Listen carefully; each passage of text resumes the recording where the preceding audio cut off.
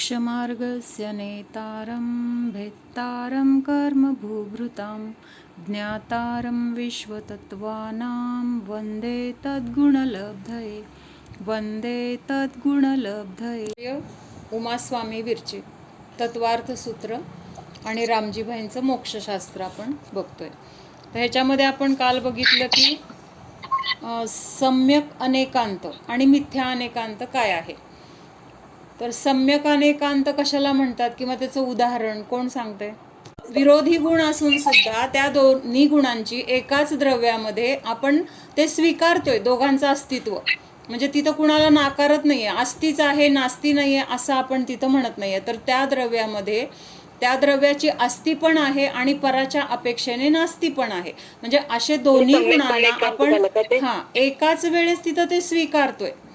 परस्पर विरोधी धर्म असताना सुद्धा त्यांची एकाच द्रव्यामध्ये दोन्ही गुणांना जसं आहे तसं स्वीकारतोय किंवा तसं समजतोय. म्हणजे तिथं ते गुण परस्परांना विरोध करत नाहीत. असं ते सगळं जे द्रव्याचं स्वरूप आहे तर ते काय म्हटलेलं आहे, सम्यक अनेकांत म्हटलेलं आहे. अनेकांत म्हणजे काय, तर अनेक धर्मांनी युक्त वस्तू. आणि त्या अनेक धर्मांमध्ये कसे आहेत अनेक धर्म, परस्पर विरोधी पण आहेत. नित्य आहे अनित्य आहे, एक आहे अनेक आहे, भेद आहे अभेद आहे. म्हणजे अशा परस्पर विरोधी धर्मांना सुद्धा तिथं काय केलेलं आहे, एकत्रितपणे विरोध न करता स्वीकारलं जातंय. तर ते काय आहे, अनेकांत स्वरूप आहे. मग जीव नित्य पण आहे आणि जीव अनित्य पण आहे. द्रव्यदृष्टीने जीव कसा आहे, नित्य आहे, त्याचा कधी नाश होत नाही, म्हणून त्याला काय म्हटलेलं आहे, नित्य. आणि द्रव्याची पर्याय कशी आहे, प्रतिसमयाला उत्पन्न होते आणि नष्ट होते, उत्पन्न होते नष्ट होते. म्हणजे पर्याय कशी आहे, अनित्य आहे.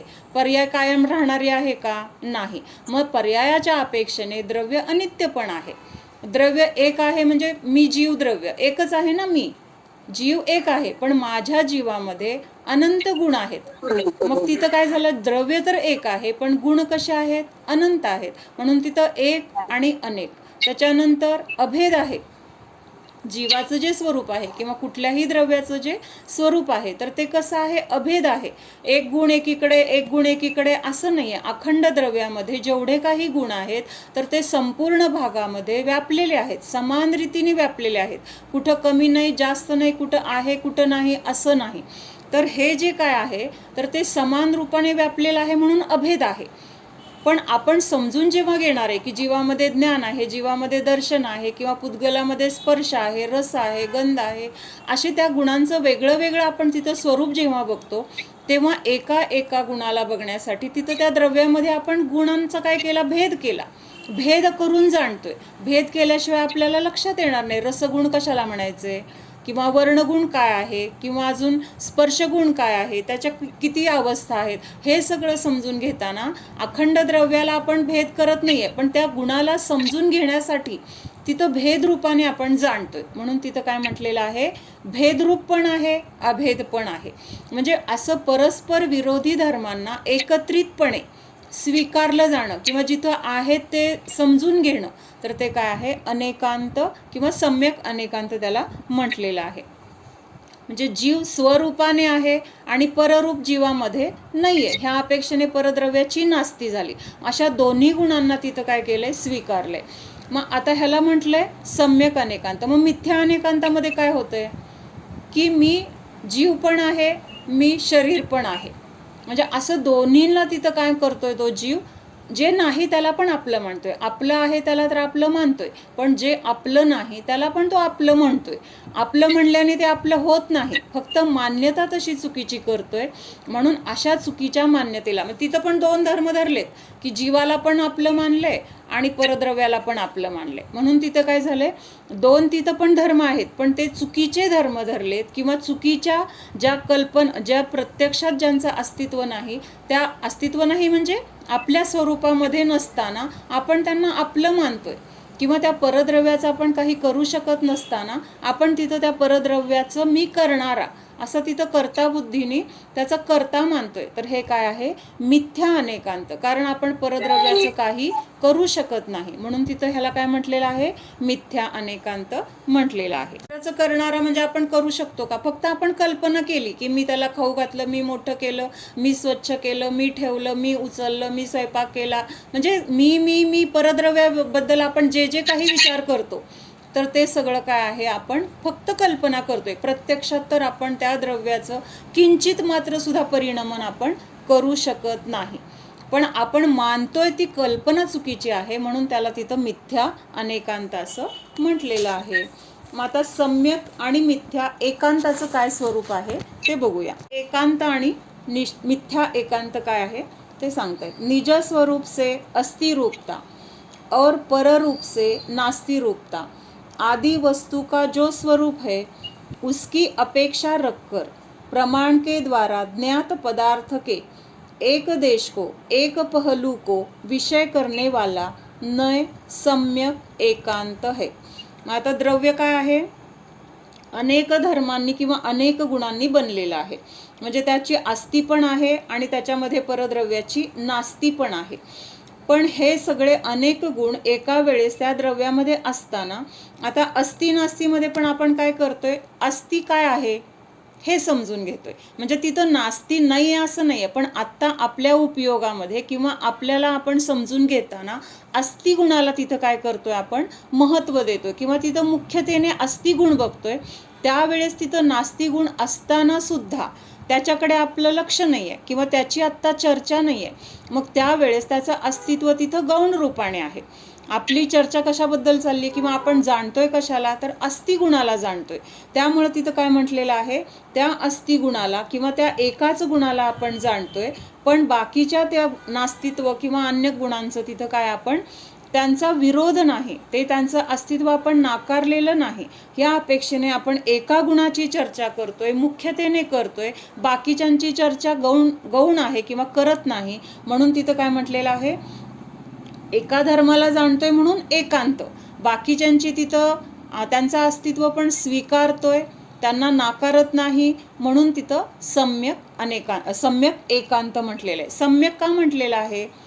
सगळ्या गुणांची तिथं जे काही त्यांची अस्ति आहे किंवा सगळ्या गुणांचं त्या द्रव्यामध्ये असलेलं त्यांचं स्वरूप त्याला आपण नाकारत नाही, पण चर्चा आपण आता एकाच गुणाची करतोय, म्हणून तिथं एकांत म्हटलंय. एकाच धर्माला जाणतोय, पण एका धर्माला जाणत असताना बाकीचे धर्म पण तिथं आहेत हे आपल्याला मान्य आहे, हे आपण स्वीकारलेलं आहे, आणि म्हणून ह्याला काय म्हटलेलं आहे?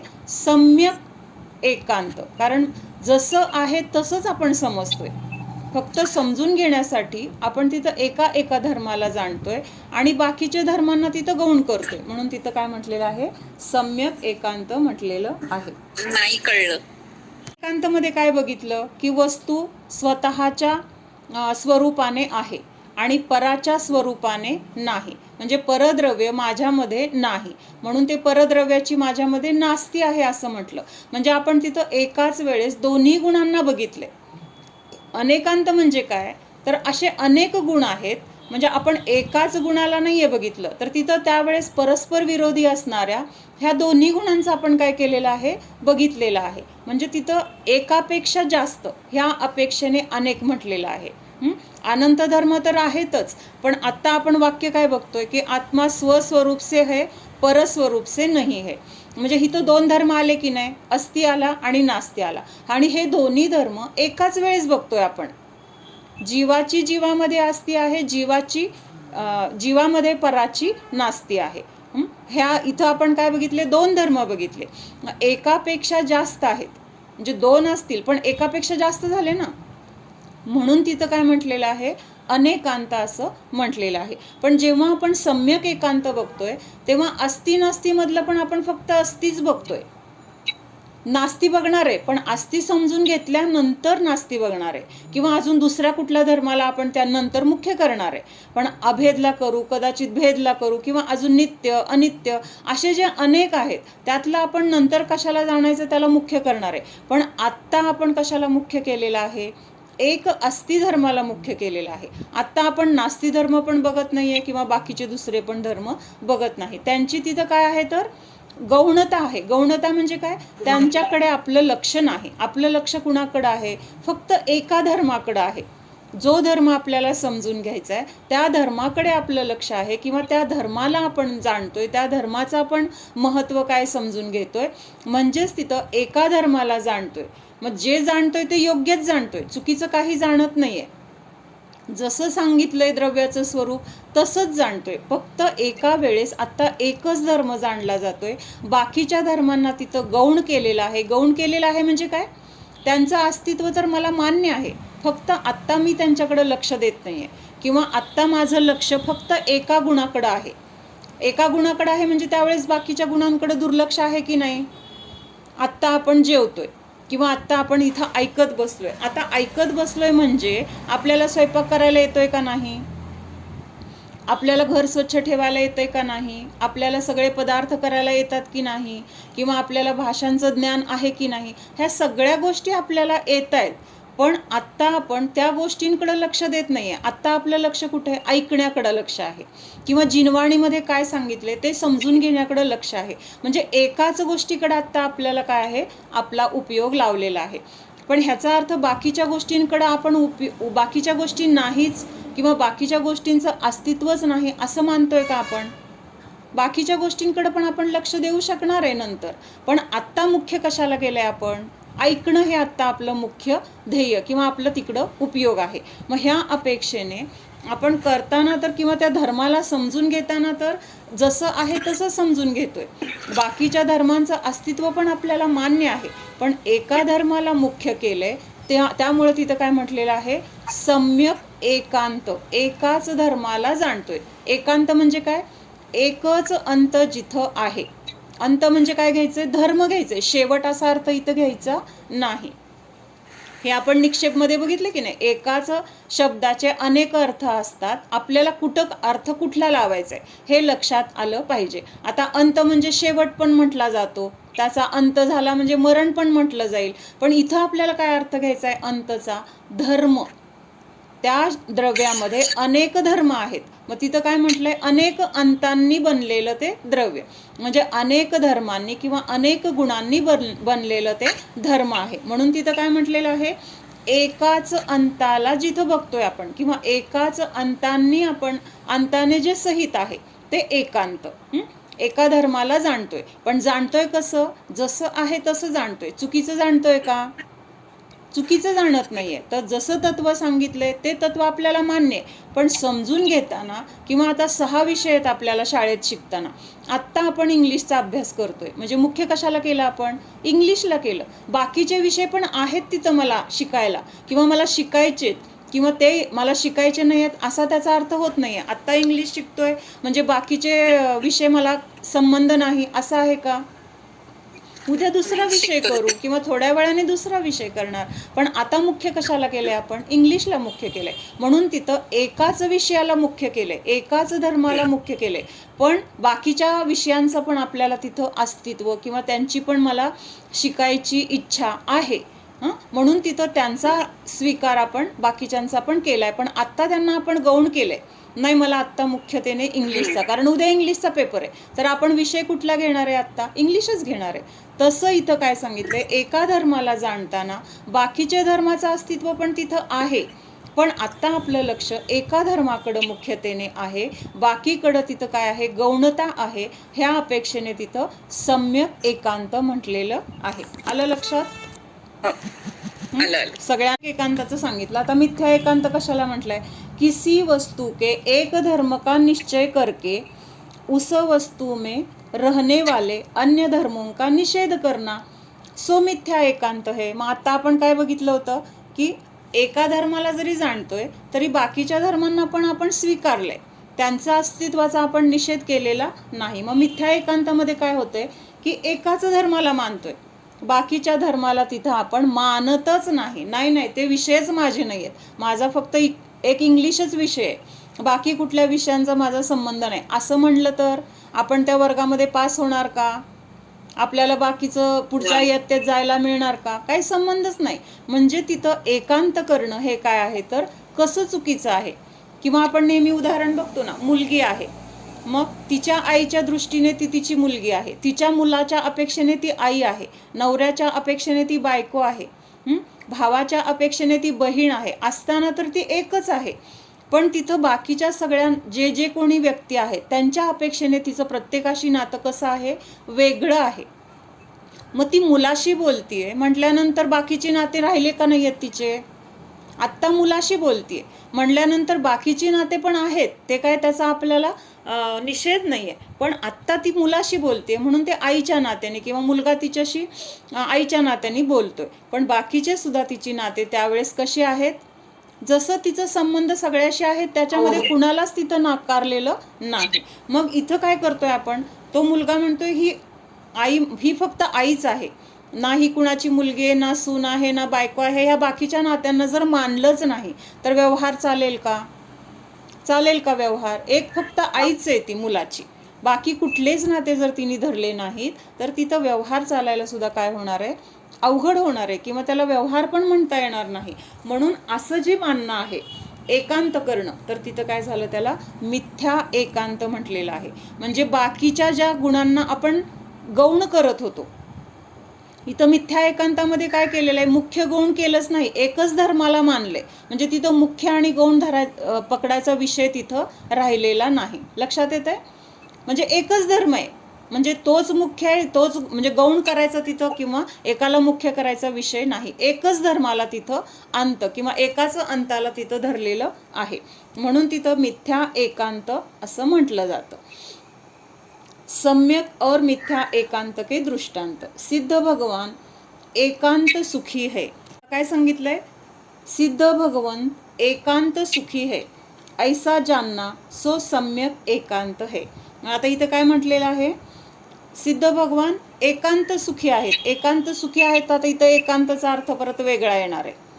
एकांत म्हणजे इथं फक्त सुखी आहेत असा घेतलाय. फक्त सुखी आहेत म्हणजे काय, दुसरी बाजू काय येणार तिथं, म्हणजेच ते अजिबात दुःखी नाहीत किंवा त्यांच्या संयोगामध्ये काडी मात्र सुद्धा दुःख नाही, पूर्णपणे सुखी आहेत असं तिथं म्हटलेलं आहे. मग हे काय झालं, सम्यक एकांत. ते सुखी आहेत म्हणजेच ते अजिबात दुःखी नाहीत किंवा सर्व दुःखातून मुक्त झालेले आहेत. म्हणूनच त्या अवस्थेला सुखावस्था म्हटलेलं आहे ना, जिथं सगळ्या दुःखाचा नाश झालेला आहे आणि अशा दुःखाने रहित अवस्था, त्या अवस्थेला ते प्राप्त आहेत. म्हणून तिथं काय म्हटलेलं आहे, त्यांना एकांत सुखी, पूर्णपणे सुखी आहेत.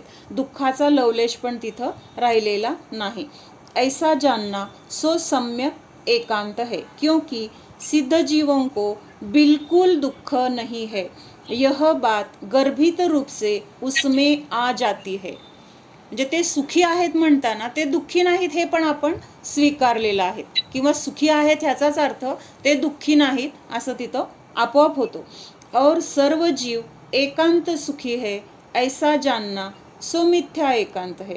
पण सिद्ध भगवंतांना सुखी म्हणणं म्हणजेच त्यांचं दुःख त्यांच्या संयोगातून नष्ट झालेलं हे तर आपल्याला माहिती आहे.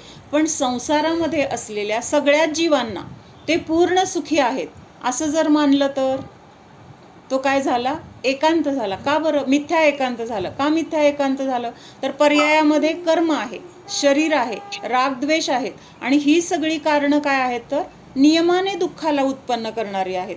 मग ही कारणं त्या संयोगामध्ये असताना, कुणाच्या जीवाच्या संयोगामध्ये असताना ह्यांचा तिथं काय केलेला आहे, निषेध केला किंवा ह्यांना स्वीकारलंच नाही, तो जीव सुखीच आहे असं मानलं तर तिथं काय होणार आहे, मिथ्या एकांत होणार आहे. मग निश्चयाभासी काय म्हणतो जीव, जो निश्चयाचा आभास, निश्चयाचा आभास म्हणजे काय, जे जसं आहे त्याचं स्वरूप नीट न समजता त्याच गुणांना म्हणजे त्यांना मानतोय तर, पण जसं आहे तसं समजून घेत नाही. म्हणजे जीव आहे ना, मग जीवामध्ये काय हे बाहेरचं नाहीच आहे, जीव कुणाला काही करूच शकत नाही. मग कसंही तो स्वैराचारी वागतोय, कधीही खावा. मग जीव कुठं खातोय, शरीर खातोय, म्हणजे शरीर खातंय किंवा शरीराला जे काही लागतंय ते शरीर भोगतंय. मी कुठं भोगतोय, म्हणजे तिथं मी भोगणारा नाही हे मानतोय.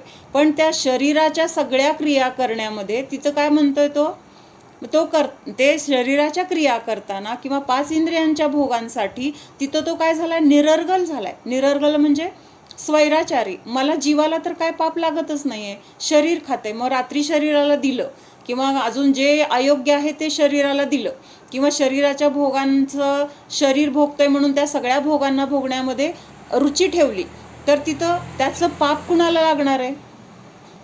तर ते स्वीकारत नाही आहे. तो काय म्हणतोय, जीव खात नाही आहे, जीव भोगत नाही आहे, स्पर्शनेंद्रियाला भोगत नाही, रसनेंद्रियाला भोगत नाही, जीव कर्णेंद्रियाचा भोगता नाही वगैरे असं तो म्हणतोय. आणि त्या इंद्रियांच्या भोगामध्ये काय करतोय, तो तत्पर राहतोय. म्हणजे करताना तर चुकीच्या क्रिया करतोय, पाप करतोय, पण तिथं मानताना काय मानतोय, जीवाला तर ह्याचं काय प्रश्नच नाही आहे, कारण जीव त्याचं करता नाही आहे, जीव भोगत नाही आहे. मग हे काय झालं, तिथं एकांत झाला. लक्षात येते का अवघड वाटतंय? तो जे काय म्हणतो धर्मामध्ये काय सांगितलंय की जीव वेगळा आहे, पुद्गल वेगळा आहे. जीव काय पुद्गलाला स्पर्श पण करत नाही, किंवा पुद्गलाची जी काही क्रिया तर तो जीव त्याचा करता नाही, असं तो शास्त्रामधले जे तत्व आहेत त्या तत्वांचं ज्ञान त्याला आहे, पण त्याचं जसं आहे तसं श्रद्धान त्याला नाहीये. मग तो काय करतोय, जीव खाणारा नाहीये, मग काही पण खाऊ घातलं त्याला, कांदा लसूण असेल, अभक्ष असेल, बाहेरचं असेल, किंवा मद्य मांस दारू असेल, मग जीवाला त्याचा स्पर्शच होत नाही. जीव कुठं खाते, जातंय कुठं, शरीरामध्ये जाते. मग ही मान्यता पण देतंय कोण, ते खाण्याचे भाव करतंय कोण? ते शरीर स्वतःहून जाऊ शकणार आहे का, शरीर स्वतःहून खाऊ शकणार आहे का? भाव कोण करते, शरीराला द्यायचे किंवा शरीर खातोय, भाव तर जीव करतोय. आणि ते भाव करत असताना जे जे त्या शरीराला पुरवण्याचं किंवा त्या इंद्रियांना जे जे भोग लागतात ते देण्यासाठी जे जे काही परिणाम जीवाचे होत आहेत, त्या परिणामाचं फळ तर जीवाला मिळणार आहे, पण तो हे स्वीकारतच नाहीये. तो काय म्हणतोय, शरीराने अभक्ष खाल्लं ना, मग ते शरीराचा करता जीव नाही, तर त्याला त्याचं फळ कसं मिळणार? कळते का काय म्हणायचंय मला?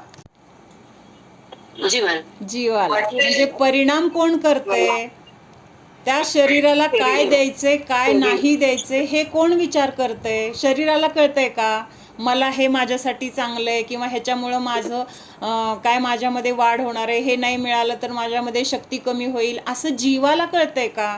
जीवामध्ये ज्ञान आहे का? हे सगळं ज्ञान तर जीवामध्ये आहे, पुद्गलामध्ये शरीरामध्ये नाही आहे, जीवामध्ये ज्ञान आहे. आणि जीव म्हणताना म्हणतोय मी त्याचा करता नाही आहे, मग त्या शरीरामध्ये जे जे काही जाईल त्याचं मला काय पाप लागणारच नाही, मग ते भक्ष असेल अभक्ष असेल, पण त्या शरीराला देण्याचं किंवा त्याला ते पुरवण्याचं भाव कोण करतंय? जीव करतोय. कारण शरीर स्वतः तर काही करू शकत नाहीये, स्वतः तर ते मिळवण्यासाठी त्याच्याकडून प्रयत्न केले जाऊ शकणार नाहीयेत, कारण शरीर कसं आहे, जड आहे.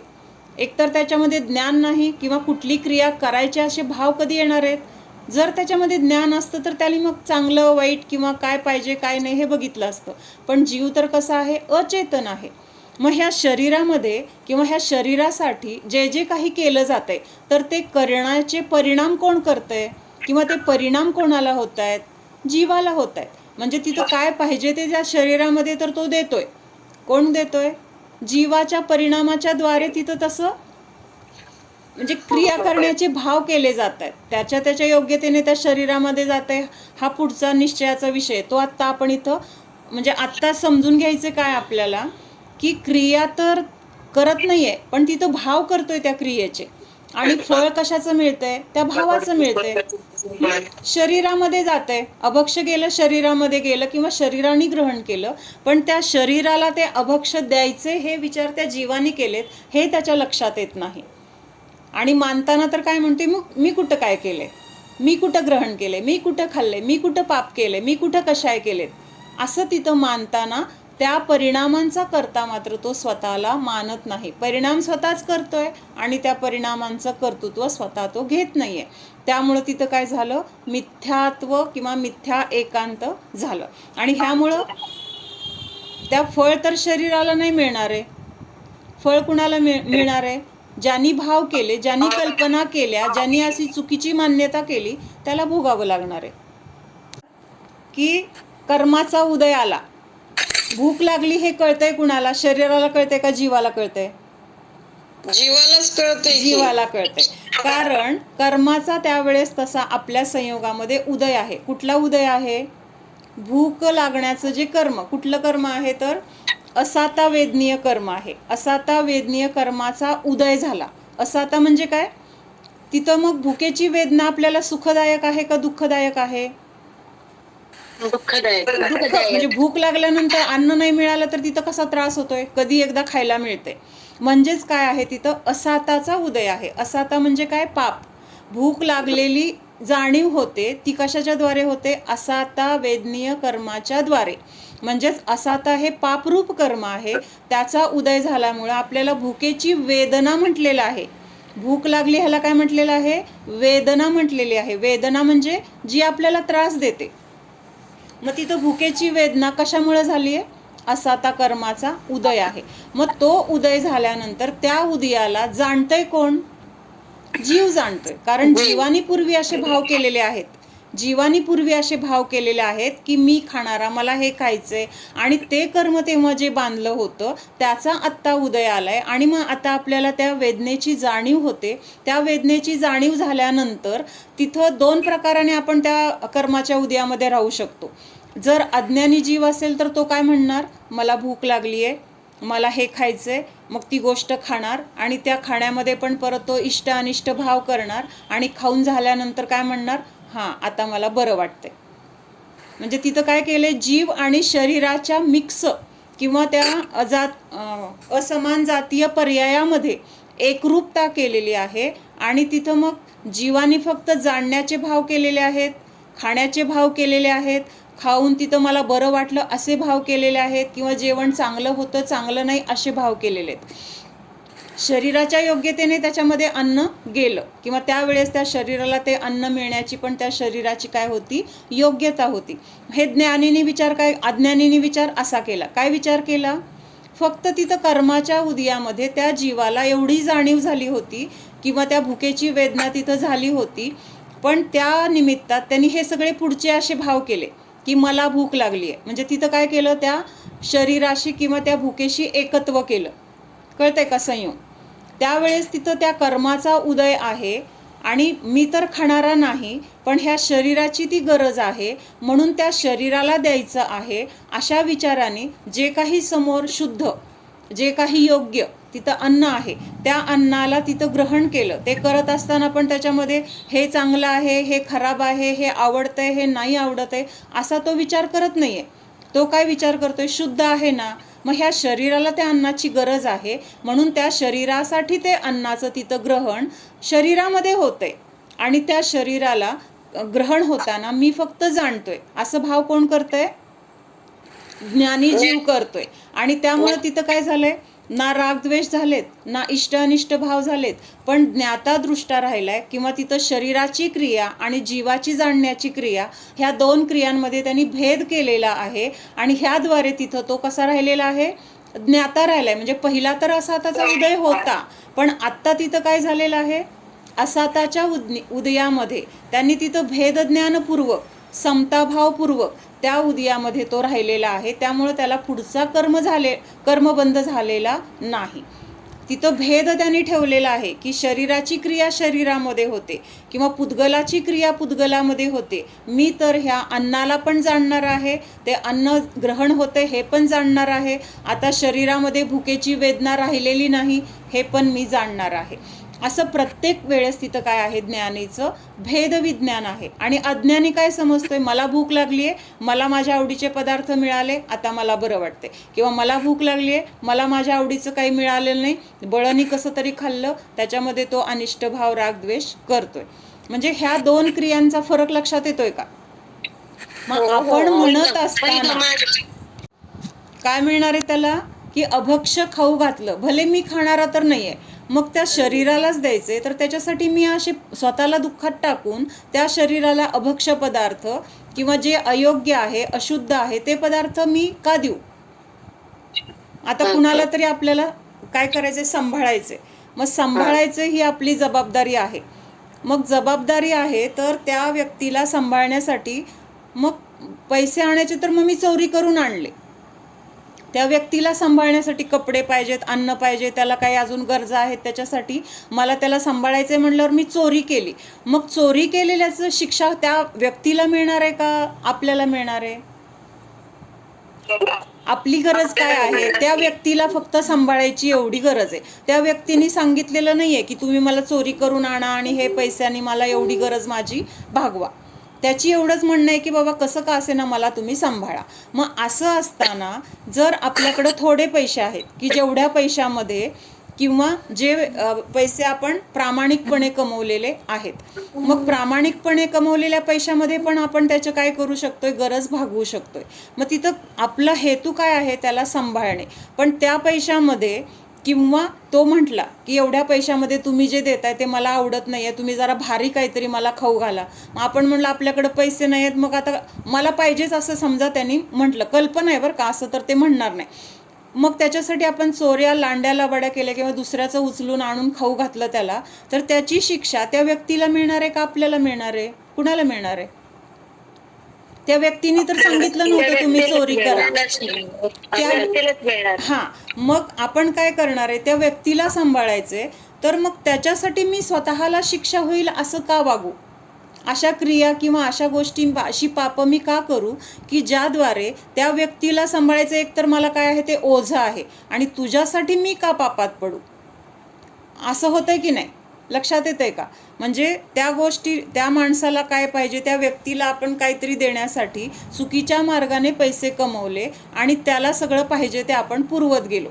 खरं तर त्याच्या कुठल्या अपेक्षा पण नाही आहेत, पण आपल्याच कल्पना की बाबा नाही त्याला आपण हे देऊ त्याला ते देऊ, पण आपल्याकडे एवढे पैसे नाही आहेत. मग काय करायचं, मग थोडं चुकीचं आणू, कुणाचं तरी उचलून आणू, कुणीतरी बनवून ठेवलेलं आणू. असं करून आपण त्याला जर सांभाळत असेल तर ते योग्य आहे का? त्याची शिक्षा त्या व्यक्तीला देणार का? समजा आपण चोरी केलेली पकडली आणि आपल्याला विचारलं तुम्ही चोरी का केली, मी माझ्यासाठी नाही केली, त्या व्यक्तीसाठी केली, असं आपण सांगितलं तर आपलं तिथं म्हणणं मान्य करणार का? कोणीतरी मान्य करेल का? काय म्हणणार, चोरी तुम्ही केली ना मग शिक्षा तुम्हाला, चोरी ज्यांनी केली त्याला शिक्षा.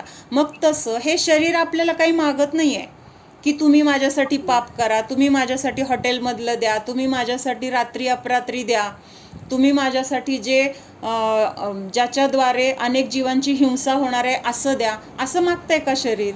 हे सगळे चोचले जीवाचे आहेत. कशामुळे आहेत, तर त्याला चुकीचं ज्ञान आहे की ह्या खाण्यामधून मला आनंद मिळतोय किंवा बाहेरचं खाल्लं म्हणजे तिथं छान वाटतंय. हे सगळं काय आहे, आपलं चुकीच्या कल्पना आहेत. आणि त्या चुकीच्या कल्पनेच्या द्वारे आपण म्हणतोय त्या शरीराला दिलं, पण शरीराला ज्यांनी दिलं, ज्यांनी द्यायचे भाव केले, त्याला तिथं काय होणार आहे, शिक्षा होणार आहे. माझ्याकडं गाडी आहे, गाडी आहे आणि पेट्रोलला पैसे नाही आहेत, मग मी काय केलं, दुसऱ्याच्या गाडीतलं पेट्रोल चोरून घेतलं आणि ती गाडी चालवायला सुरू केली. आणि नंतर काय झालं, ते जे काही मी चोरलं होतं ते CCTV मध्ये दिसलं. CCTV मध्ये दिसल्यानंतर पुढच्या ह्याच्यावर मला कुणीतरी पकडलं पोलिसांनी की बाबा तुम्ही त्यांच्या गाडीतलं पेट्रोल चोरलेलं आणि हे इथं असं असं दिसतंय. मग आपण काय म्हणलं, जे काही पेट्रोल मी चोरलं होतं ते तर गाडीत घातलं आणि आता गाडी चालवलं म्हणजे वापरलं कुणी पेट्रोल, खर्च कुणाला झालं ते पेट्रोल, गाडी चालली ना, जीव तर नाही चालला. गाडी तिथं काय झाली, ह्या ठिकाणाहून तिथपर्यंत चालण्यासाठी त्या पेट्रोलचा वापर झाला. मग आपण काय म्हणलं, गाडीमध्ये पेट्रोल टाकले ना, ते पेट्रोल मी पिलंय ना, ते पेट्रोल घेऊन गाडी पळाली आहे. मी नाही पळालो, मी फक्त गाडीवर बसलेले, मी काही तिथं पळण्याची क्रिया पण केलेली नाही. म्हणजे पेट्रोल गेलंय गाडीमध्ये, पळली आहे गाडी, मग तुम्ही गाडीला शिक्षा द्या, मला शिक्षा देऊ नका. कायदा काय सांगेल, गाडी चालवली कुणी, गाडी चालवली कुणी, पेट्रोल चोरलं कुणी, पेट्रोल चोरलं कुणी, त्याला शिक्षा आहे. त्या गाडीला शिक्षा नाही आहे. त्या गाडीला कळत पण नाही आहे पेट्रोल तुम्ही स्वतःच्या पैशाचं घातलंय का चोरीचं घातलंय.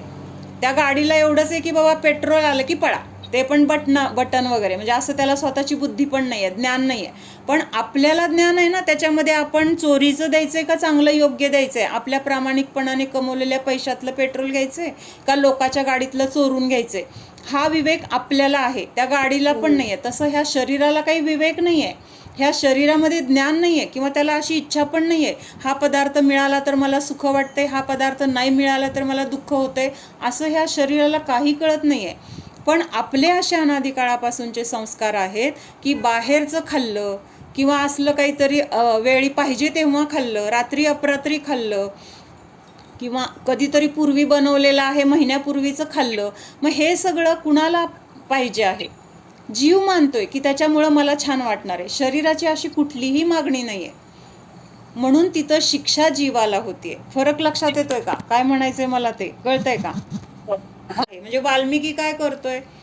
मारून मारून पैसा, म्हणजे येणाऱ्या वाटसरूंना मारतोय आणि काय करतोय, घरी जाऊन त्याच्यापासून त्याचा संसार चालवतोय. मग एक दिवस त्याला कुणीतरी काय विचारलं, बाबा एवढं तू मारतोय, एवढं सगळं लोकांचं पाप डोक्यावर घेतोय, चोऱ्या करतोय, मग ह्या सगळ्याचं पाप तुझे कोण वाटून घेणार आहेत का घरचे? तो म्हटला मी सगळ्यांसाठी करतोय, मी कुठं ते कमवलेलं एकटा खातोय, सगळेजण त्यात खातात, सगळ्यांचं घर म्हणजे सगळ्यांचं तिथं काय होतंय तर सोय होतीये. तर तो माणूस म्हणला तू जाऊन विचार की बाबा तुम्ही खरंच माझं पाप वाटून घेणार आहे का? मी त्याच्यासाठी एवढ्या लोकांना मारलं, एवढ्या लोकांच्या चोऱ्या केल्या, मग तुम्ही त्याचं सगळं भागीदार होणार का? कोण तयार होतंय का? म्हणजे हे तर व्यवहार आहे. तसं तर आपल्या धर्मानुसार त्यांना पण ते पाप आहे बरं का. म्हणजे हे समजून घेण्यासाठी स्थूल उदाहरण आहे, पण प्रत्यक्षात त्यांनी जरी मारलं आणि त्यांनी मारून जे जे काही पैसे घरात आणले, ते ज्यांनी ज्यांनी त्या पैशाचा उपभोग घेतला त्या सगळ्यांना ते मारलेल्याचं पाप आहे, कृतकारित अनुमोदनेचं. पण आता हे व्यवहारात समजून घेण्यासाठी आपण बघतोय, म्हणून मग हे ह्याचं उदाहरण घेतलं, ज्या निर्जीव वस्तू आहेत. आपण पण बाजारात त्यांनी चोरलेलं आणलंय माहिती आहे ना, आपण तरी पण घेतोय, असं नाही आहे. आता हे कसं आहे, व्यवहार चालताना आपलं एक लिमिट आहे, पण आपण घेताना सगळं व्यवस्थित. आता पूर्वी ते स्मगलिंगचं वगैरे घेतलं जायचं, ते मात्र चुकीचं होतं. कसं म्हणजे आता ते म्हणजे चोरून आणलेल्या वस्तू असायच्या परदेशातून आणि मग ते कमीत कमी किमतीमध्ये आपल्याला मिळायच्या. मग त्यावेळेस आपल्याला ते माहीत असायचं की बाबा हे स्मगलिंगचा माल आहे म्हणून आपल्याला कमी पैशात मिळतोय.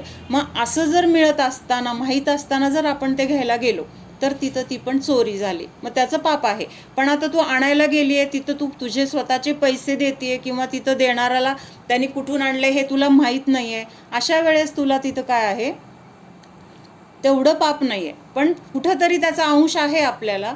मग ह्या अशा न कळत घडणाऱ्या गोष्टींसाठी किंवा काही गोष्टी आपल्याकडून आपल्याला पण कळतात की चुकलेलं आहे आपल्याकडून, तर ह्या गोष्टींसाठी मग तिथं काय आहे, प्रतिक्रमण वगैरे. म्हणून तर आपल्याला दिवसातून सारखं प्रतिक्रमण करायला सांगितले. म्हणजे उठल्या किंवा बाकीच्या कुठल्या क्रिया केल्या, दुपारी, संध्याकाळी, झोपताना, ह्या सगळ्या वेळेला आपल्याला प्रतिक्रमण करायला सांगितले.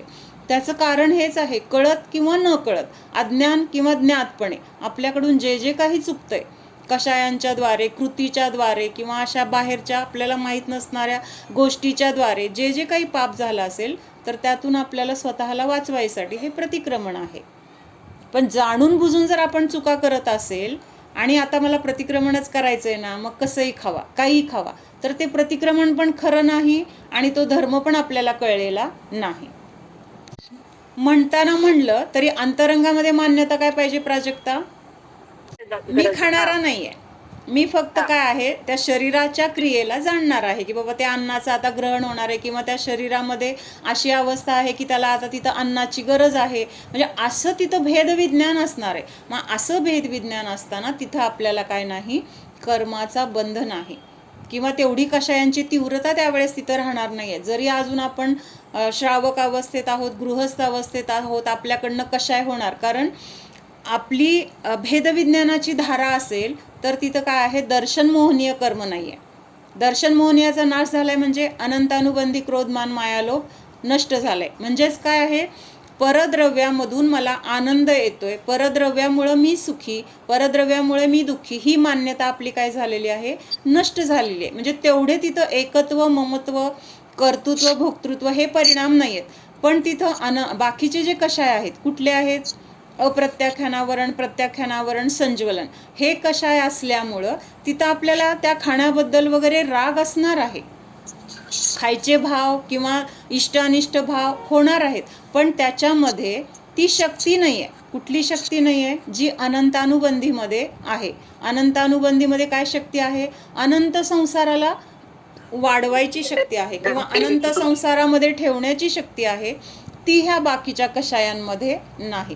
तिथं त्या ज्ञानीला लगेच पश्चाताप होतोय, अरे मी ह्या खाण्यामध्ये इतकं गुंतून गेलोय की मला माझं भेदविज्ञान किंवा मी ह्याच्यापासून भिन्न आहे ह्याची मला आठवणच राहिली नाही, मी तर खाणारा नाही, जाणणारा आहे, हे विसरलं गेलो. हे लगेच त्याला तिथं पश्चाताप आहे, ॲटोमॅटिक पश्चाताप आहे. म्हणजे मला आता प्रतिक्रमण करायची वेळ झाली आहे म्हणून करणार आहे, किंवा एक क्रिया म्हणून करणार आहे, असं नाही आहे. तिथं ती चुकलेल्याचं तिथं काय आहे, अंतरंगातून पश्चाताप आहे. हा फरक आहे. असं नेहमी हे लक्षात ठेवायचे की कहो पर मानो मत. हे माझं आहे म्हणत असताना हे माझं नाही हे आपल्याला लक्षात असलं पाहिजे. किंवा माझं आहे म्हणत असताना पण मी ह्याच्यापासून वेगळा आहे, ते माझं नाही हे अंतरंगातून मान्यता असली पाहिजे. बोलण्यात असेल की माझं म्हटलं जाईल, पण तशी मान्यता नाही आहे अंतरंगातून की हे माझं आहे. फरक लक्षात येतोय का? नाही ग. हां, मला शिक्षा होतीये हे जर मला पक्क माहीत असेल आणि ती शिक्षा मला भोगायची नाही, त्या शिक्षा भोगत असताना मला खूप त्रास सहन करावा लागणार आहे, हे जर आपल्याला पटलं तर आपण बाहेर जाणारच नाही. जर आपली बाहेर जाऊन खायची तयारी आहे, ते कुणी आपल्याला बळजबरीने तर नेणार नाही आहे, ओढून नेणार नाही आहे. जर असं नेलं ना असं खाऊ घातलं तर मग तुला पाप नाही आहे. पण आता नाही कसं म्हणायचं, आता गेलंच पाहिजे, मग आता ठरलं होतं किंवा आजपर्यंत आपण ते केलंय, कसं सोडायचं, किंवा त्याच्यापासून पण काय सगळे भेटतील, काही ना काही कारणाने आपण जर ते करत असेल तर ही तयारी ठेवायची की पुढं जाऊन मला ह्याचं काहीतरी फळ भोगावं लागणार आहे. काही मग तुम्ही सांगा, मग आता कसं नाही म्हणायचं म्हणून मग तिथं तुमचा मोह आहे की नाही, त्या मोहाच्या पोटी गेला. मग तुम्ही मोहाच्या पोटी गेलाय, पण तिथं त्या जीवांची हिंसा झाली. आपण बाहेरचं कशासाठी खात नाहीये, तिथं आळगण पाणी आहे, शुद्धता आहे, जे अन्न तिथं बनवलं जाते ते शोधलं जातंय, त्याच्यामध्ये चांगलं किडे आहेत का नाही आहेत का, नीट बघितलंय, चाळलंय, कुणाला वेळ आहे. कामगार तिथं जे आहेत त्यांना कशाशी मतलब आहे, आपल्या आपल्या कामाशी. तिथं ते जीव मारतायत, त्यांना वाचवायचं, ह्याच्याशी त्यांना देणं घेणं नाही आहे. किंवा ते कधीचं त्या बनवून ठेवलेलं असतात फ्रीजमध्ये ॲटम, आपण आलं की ते गरम करून देणार, फक्त तिथं डेकोरेशन केलेलं आहे व्यवस्थित, आणि त्यामुळे आपल्याला काय वाटतं, काय मस्त आहे, काय तिथं सगळं स्वच्छ होतं. पण आतमध्ये जाऊन बघितलं तर किती तिथं घाण आहे आपल्याला बघायला पण मिळत नाही, कोणी आपल्याला आत पण येऊ देणार नाही. फार कमी ठिकाणे असतील की जिथं तुम्हाला आत जायला परवानगी असेल, नाहीतर आतमध्ये पण येऊ देत नाहीत, कारण त्यांचं सगळं भांडं उघडं पडतंय. असं आहे. मग आपण तिथं फक्त वर बघून जर आपण काय करतोय, तिथं चांगलं समजून खातोय, किंवा कुणाला तरी वाईट वाटेल, कोणीतरी मला नावं ठेवतील, ह्याच्याने अपेक्षेने जर आपण तिथं जातोय, मग तिथं जे काही हिंसा पाप जे काही तिथं घडलेलं आहे, किंवा आता एखादी व्यक्ती आहे त्याच्याकडून तिथं हॉटेलमध्ये बळजबरीने ती गोष्ट करून घेतली जाते, त्याच्यावर अन्याय होत असेल, अन्याय झाल्यामुळं तो आतमध्ये आकुलित असेल, आकुलतेने सहित त्याने ती काय गोष्ट बनवली असेल, तर ह्याचं सुद्धा पाप आपल्या डोक्यावर आहे. म्हणजे आपल्याला खाण्यासाठी त्याच्यावर तिथं अन्याय त्यांनी सहन केलेला आहे. कळतंय का? जे काही त्याला तिथं करावं लागले ते असं तीव्र कषायामध्ये त्यांनी केलेलं आहे. म्हणजे त्या अन्नावर संस्कार पण कसले झाले, त्या कषायांचे झाले. तिथं त्याच्यावर अन्याय झालाय, त्याचं पाप आपल्याला लागलं. त्या वस्तू तिथं कुठल्या पदार्थापासून किंवा कसल्या अवस्थेत ते पदार्थ होते, पालेभाज्यामध्ये वगैरे किती जीव आहेत. तिथं जे काही हॉटेलमध्ये वापरलं जातं ते कोण बघायचं वेळ आहे का कुणाला. त्याच्यामध्ये जीव आहेत, त्याच्यामध्ये त्रस जीव आहेत. त्रस म्हणजे 2 इंद्रियापासून पंचेंद्रियापर्यंतचे जीव आहेत. मग हे आपण सगळं त्यांना मारून कशासाठी आपण स्वतःला दुःखात टाकायचंय, किंवा आपण ते खाणार म्हणजे त्याचं सगळं तिथं ज्यांना ज्यांना मरावं लागले त्याला कारणीभूत कोण झालं, आपण झालो कारणीभूत.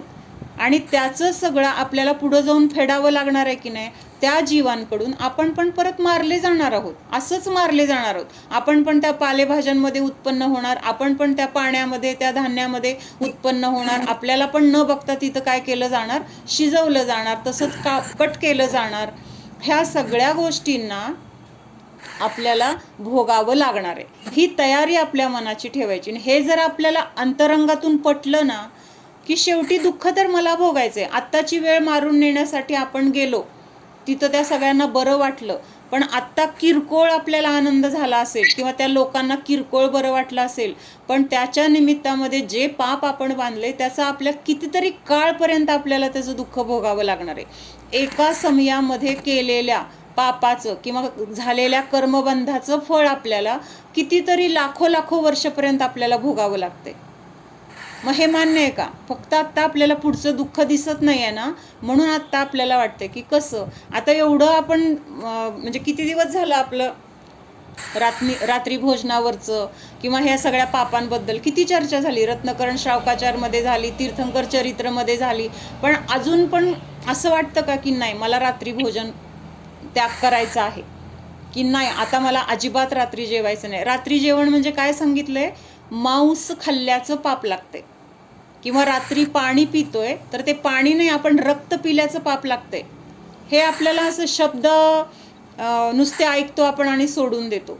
पण मांस खाल्ल्यानंतर जे पाप लागते ते किती काळ आपल्याला कुठल्या कुठल्या पद्धतीने भोगावं लागणार आहे, नरकात जावं लागणार आहे, तिथं कसलं तीव्र दुःख आहे, त्याच्यानंतर तिर्यंच्या गतीत जावं लागणार आहे. आता आज बकरी ईद आहे, ह्या बकऱ्यांना मरायची वेळ काय येते, आपण त्यांच्याबद्दल करुणाभाव ठेवायचा आहे किंवा ते चुकीचं आहे, त्याच्याबद्दल वाईट वाटतंय, ह्या सगळ्या गोष्टी बरोबर आहे. पण त्यांच्यावर ही वेळ का आली, का आली त्यांच्यावर ही वेळ? त्यांनी मागच्या जन्मी हेच केलेलं आहे. आज ते करतात, आज त्यांना मरावं लागतंय. आज जे मारतायत, जे त्यांना मारून खातायत, पुढच्या जन्मी ते असे होणार आहेत. म्हणजे ही सायकल चालू राहणार आहे. मग आपण त्या सायकलमध्ये अडकायचंय का नाही ते मात्र आपल्या हातात आहे. मग त्यांचं दुःख बघून तरी आपण शहाणं व्हायला पाहिजे, त्यांचं दुःख बघून तरी आपण ह्याच्यापासून सावध होऊन बदल आपल्यामध्ये घडवायला पाहिजेत. त्यावेळेस ते का वाचले माहिती का, आपण वाटतं आपल्याला की आपल्या प्रबोधनामुळे ते 2-4 जीव वाचले असं आपल्याला वाटते, पण त्यावेळेस त्यांचं अजून आयुकर्म संपलेलं नाही, हे मुख्य निमित्त आहे. किंवा त्यांनी पण असं कुणाला तरी संबोधन केलेलं आहे, त्याचा उदय त्याला आला की कुणाच्या तरी संबोधनाच्या द्वारे त्याला तिथं त्याच्या जीवाची रक्षा झाली. कळतं का? म्हणजे आपण काहीच करत नाहीये, आपण फक्त काय करायचे, भाव करायचे. आणि भाव म्हणजे आपले भाव होत आहेत की बाबा त्या जीवांची रक्षा व्हावी, त्यांना असं दुःख मिळू नये किंवा त्यांना ह्या दुःखातून बाहेर पडण्यासाठी त्यांना धर्माची प्राप्ती व्हावी, हा भाव आपण दररोज करायचा आहे. काय भाव करायचे? जे दुःखी जीव आहेत त्या सर्व दुःखी जीवांना त्यांच्या दुःखाचा नाश हो, त्यांना खऱ्या धर्माची प्राप्ती हो, त्यांना निर्वाणाची प्राप्ती हो, आणि जोपर्यंत ते ह्या संसारात आहेत त्यांना पोटभर अन्न आणि त्यांना सुरक्षित निवारा मिळो, असे भाव आपण रोज करायचे. आपल्या भावामुळे त्यांच्यात फरक नाही पडणार, पण आपल्या परिणामाच्या द्वारे आपल्या संयोगामध्ये तरी असं आपल्याला बघावं लागणार नाही. आज आपल्याला हे बघावं लागतंय, आज आपल्याला ह्या गोष्टी ऐकाव्या लागतात. का ऐकाव्या लागतात? आपलं पण ते पाप आहे ना, आपलं पण ते पाप आहे. मला तरी तर समोर रोज ना असं इतकं वाईट वाटतं, डुकरं वगैरे पकडतात, इतके ते करून ओरडत असतात आणि आपण काहीही करू शकत नाही. मग हे मला का बघावं लागतंय?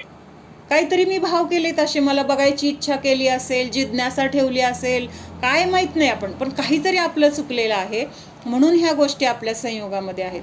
कमीत कमी ते बघून आपल्याला अतिक्रमण करायचं की माझ्या संयोगामध्ये ह्या गोष्टी आल्यात, माझं जे काही असं कर्म बांधलंय त्याच्याबद्दल माझे सगळे दोष मिथ्या होत. त्या जीवांच्या रक्षेचे पण भाव करायचे की मी समोर बघत असून मी काही करू शकत नाही, ही पण आपली हतबलता आहे की नाही करू शकत. आपण त्यांना सांगितलं तरी ते आपल्याला एकतर ऐकणार नाहीत, ऐकतच नाहीत, म्हणजे इतके निगरगट्ट असतात. आपलं तिथं काहीच चालत नाही, म्हणजे आपलं तिथं चालत नाही म्हणजे आपलं पुण्य कमी आहे. आपलं जर पुण्य असतं तर आपल्याला इच्छा व्हायचे अवकाश आपल्या मनासारख्या गोष्टी. त्यांचे पण ते काहीच नाही करायचं, डोळे झाकून प्रतिक्रमण करायचं की बाबा माझ्या पुण्याचा उदय कमी आहे, मी त्या जीवाला वाचवू शकलो नाही आणि त्याला चांगलं काहीतरी त्याला सद्गती मिळावं किंवा त्याला संयोग असे चांगले मिळावे, देवशास्त्र गुरूंचं सानिध्य मिळावं, त्याला पुढं सगळं दुःख त्याचा नाश व्हावा, असे भाव आपण करायचे. आणि माझ्या संयोगामध्ये हे प्रसंग आलेत, मला बघावं लागतंय, मला ते सहन होत नाहीये, म्हणजे मी असं काहीतरी भावातनं चुकलेलं आहे, त्याचं प्रतिक्रमण करून त्याच्याबद्दल प्रायश्चित्त करायचं. हे आत्ता आपल्या हातात एवढं आहे, बाकी आपण नाही काय करू शकत. ओम सावधान, जाणा हा मी शुद्ध जीव आहे, जाणणारा आहे, मात्र जाणत आहे. जाणणे सोडून मी अन्य काहीही करणारा नाहीच. हा मी अहिंसा धर्मस्वरूपी आहे. हिंसा करणे हा माझा स्वभाव नाही.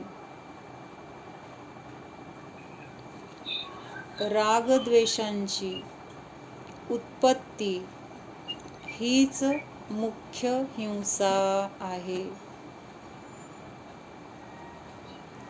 या रागद्वेषातून, हिंसेतून मुक्त होण्यासाठी स्वतःच्या अहिंसा स्वरूपाला जाणा, जिथे कुठलाही कषाय नाही, पाप नाही, कुठलेही पापभाव नाहीत. अशा पापभावांनी, कषायांनी रहित स्वरूप हेच माझे सुखाचे कारण आहे. या स्वस्वरूपाच्या आश्रयानेच खरी अहिंसा आहे. परद्रव्यामध्ये एकत्व, ममत्व, कर्तृत्व, भोक्तृत्व हेच हिंसा आहे. जाणा. रागद्वेषरहित स्वरूपोऽहम्, दयाधर्मस्वरूपोऽहम्.